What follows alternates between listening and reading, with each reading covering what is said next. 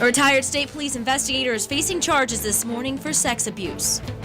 The Steuben County Sheriff's Department welcomed its newest deputy to the force Thursday afternoon, and he's very cute. The turmoil in Ukraine is thousands of miles away, but a local church is rallying this weekend to show support. We'll tell you where to go. And word from the Ukraine that the days of bloody battles on the streets of Kiev may be coming to an end. More on that international story coming up. Good morning, Twin Tiers. This is WENY News. Good morning, everyone. Happy Friday.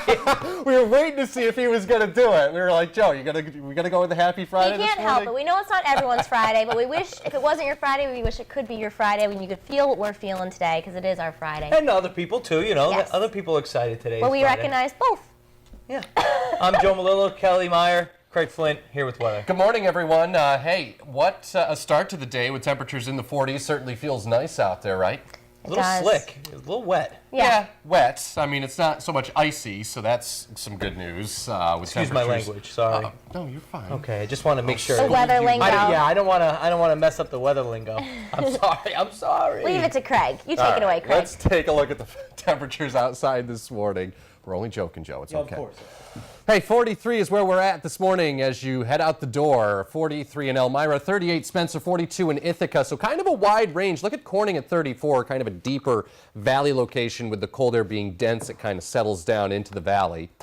Here's your Wake Up Fastcast forecast as you get up and head out this morning. A mild start, 40s, tracking some rain.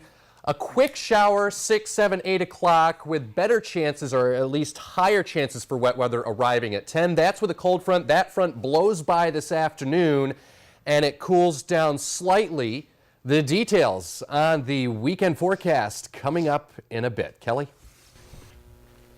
Thanks, Craig. Well, new this morning, a retired state police investigator is facing charges this morning for sex abuse.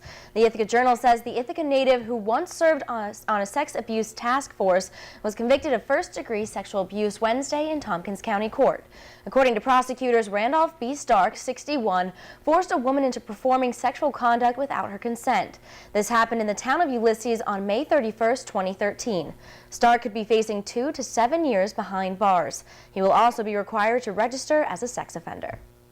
And state police are still looking for a man that robbed a Lansing gas station in broad daylight.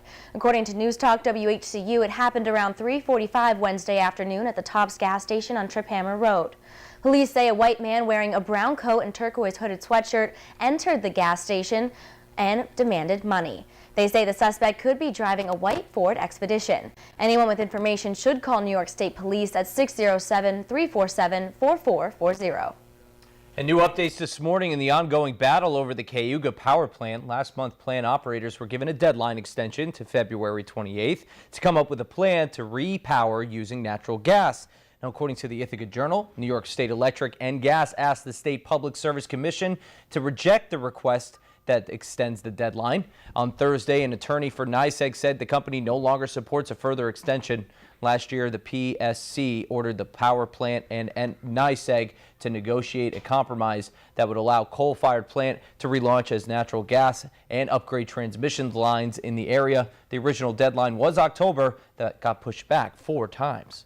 And officials still have not determined the cause of that Horseheads fire that left serious damage at several stores in Grand Central Plaza. Fire Chief Art Sullivan says the investigation has now been turned over to the Horseheads Police Department. That's standard procedure. Crews were at the scene yesterday, checking for hotspots. Sullivan says they will not know exactly how much the damage will cost until the insurance company does an assessment. A Troy man has been charged with rape in the village of Bath. 33-year-old Brian Emick was arraigned in the town of Avoca Court. On January 13th, the New York State Police in Bath initiated a rape investigation. The arrest was the result of Emick allegedly having forced intercourse with an acquaintance without her consent. He was charged with rape in the Class B felony. Emick was remanded to Steuben County Jail and is scheduled to reappear in the town of Avoca Court on March 12th. And the Village of Painted Post and an environmental group is headed to an appeals court over water sales to Shell Oil Company subsidiary for shale gas drilling in Pennsylvania.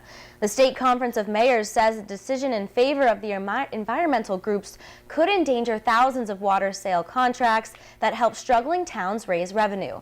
The Sierra Club and People for a Healthy Environment won a court injunction in March 2013, stopping the Village of Painted Post from further water shipments under a 2012 contract with a Shell subsidiary drilling gas wells in Pennsylvania.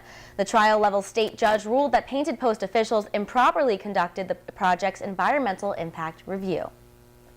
The Woodlawn Cemetery in Elmira has hit some hard financial times and is no longer self-sustaining, according to a report talked about Thursday during Elmira's City Council workshop. The cemetery ended last year with a $16,000 deficit.